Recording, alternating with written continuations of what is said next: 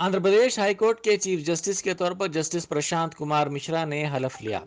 विजयवाड़ा के तुम्मलपल्ली कला क्षेत्र में मुनक्किदा तकरीब में गवर्नर विश्वभूषण हरिचंदन ने उनको हलफ दिलाया। इस प्रोग्राम में वजीर आला जगन मोहन रेड्डी, बेशतर जजेस और दीगर ने शिरकत की। बाद जस्टिस मिश्रा को गवर्नर ने गुलदस्ता पेश करते हुए मुबारकबाद पेश की।